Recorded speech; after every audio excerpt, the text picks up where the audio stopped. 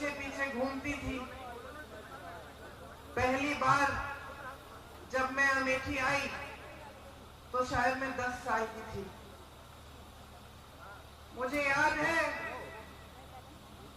चुपचाप से उनके पीछे बैठती थी, वो जीप चलाते थे, हम लोग राहुल और मैं पीछे बैठ के एक दूसरे की नोक-झोंक यूं कर करके देखते थे कि पिताजी क्या कर रहे हैं, किस तरह से लोगों से मिल रहे हैं, प्यार से मिल रहे हैं, लोग उनको कैसे मिल रहे हैं। तो एकदम जो पहली सीख मुझे मिली कि एक नेता और जनता के बीच में कैसा रिश्ता होना चाहिए, तो उस उम्र में अपने पिताजी से मिली। आप सब जानते हैं मेरे पिताजी एक बहुत नेक इंसान थे, दिल बहुत साफ था, ईमानदार थे और बहुत हिम्मत वाले थे। जैसे जैसे मैं बड़ी हुई कभी कभी उनके चुनाव के प्रचार के लिए यहाँ आ जाती थी। पहली बार जब मैं 20-25 दिनों के लिए यहाँ आई तो अपनी माता जी के साथ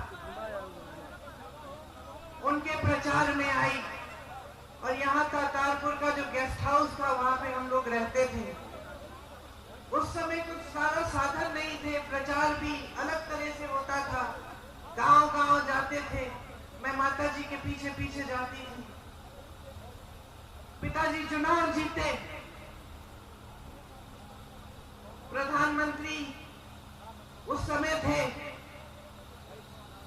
अमेठी के लिए जितने काम कर पाए उन्होंने किए।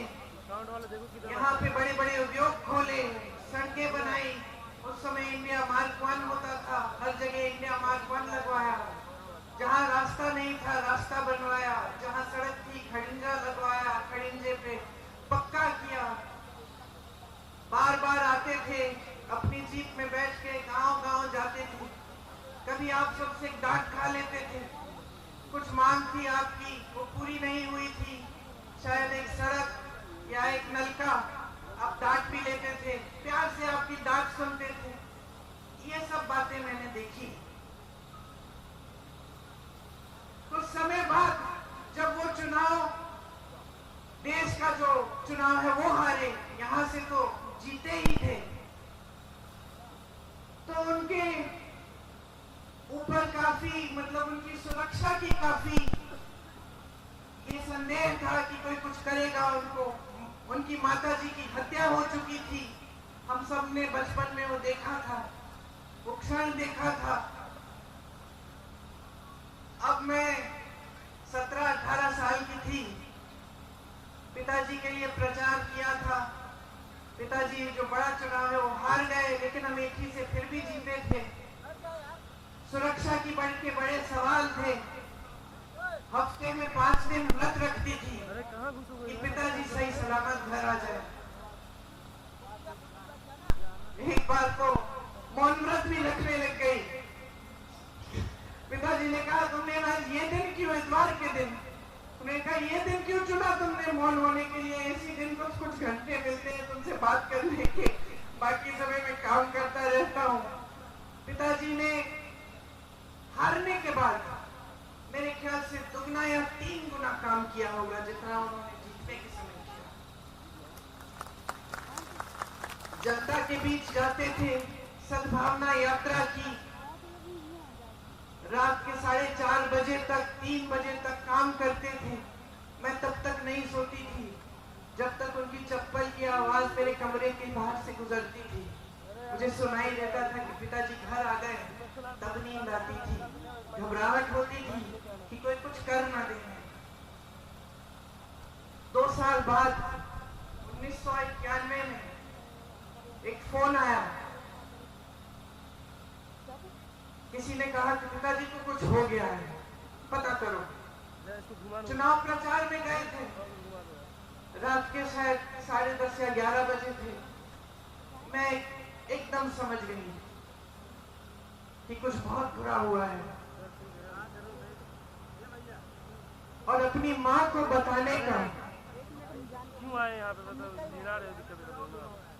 मतलब मुझे अपनी माँ को बताना पड़ा कि जिस शख्स के लिए वो अपना देश छोड़कर हमारे देश आई थी, जिसके प्रेम के लिए उन्होंने कई त्याग किए थे, हमारी संस्कृति सीखी, नए तरीके सीखे, इंदिरा जी से हमारी भारतीय सभ्यता सीखी, वो खत्म हो गए हैं। मैं उनके कमरे में गई और जब मैंने उनको बताया तो उनकी आंखों में जो मैंने देखा, जैसा एक अंधेरा सा छा गया। और मैं आपको ये बात बता सकती हूँ कि उस दिन के बाद मैंने अपनी माँ की हंसी कभी उस तरह नहीं सुनी जैसे जब हंसती थी जब पिताजी होते थे। मैं बहुत नाराज थी, देश से नाराज थी कि मैंने देश को अपनी अमानत भेजी, अपने पिताजी दिए और देश में सुरक्षित नहीं रखे। मैं नाराज थी, दुखी थी। मैं सोचती थी कि मेरा दुख कोई समझ नहीं पाएगा, मेरे पिताजी वापस नहीं आए। टुकड़ों में खून से लथपथ एक झंडे में लपेटे हुए उनके शरीर के टुकड़े में घर लाई मेरी टूटी हुई माँ सालों के लिए ठीक नहीं हुई। उन्होंने पहले ही इंदिरा जी की हत्या का सदमा देखा था, अब अपने पति को खो डाली। बहुत दिनों के लिए खाती नहीं थी, सिर्फ नींबू पानी पीती थी, 2-4 गिलास, मुश्किल से जबरदस्ती करके खिलाती थी। बाहर नहीं जाती थी, किसी से बातचीत नहीं करती थी। 7 सालों के लिए घर के अंदर ही रही, ज्यादा बाहर गई नहीं, उस सदमे से बाहर निकल नहीं पाई। 7 सालों बाद उनको लगा कि कांग्रेस पार्टी संकट में है। उस समय ऐसा लग रहा था कि एक और बार चुनाव आ रहा है, भाजपा उभर सकती है, कांग्रेस पार्टी टूटने वाली थी। तमाम नेता आ रहे थे उनके पास कि राजनीति में आइए, राजनीति में आइए। उनकी बेटी थी, बहुत कष्ट देखा था उनका। मैंने मना किया, मैंने कहा राजनीति में मत आओ, ये लोग तुम्हारा इस्तेमाल करेंगे, तुम्हें भी कुछ हो जाएगा, छोड़ दो, कोई जरूरत नहीं है, संभल जाएगी पार्टी, कोई संभाल लेगा, कोई नेता बन जाएगा। मां ने बात नहीं सुनी, मुझे कहा कि ये जो चित्र है तुम्हारे पिता का, जो मेरे कमरे में दीवार पे लटका है, इसको मैं नहीं देख पाऊंगी।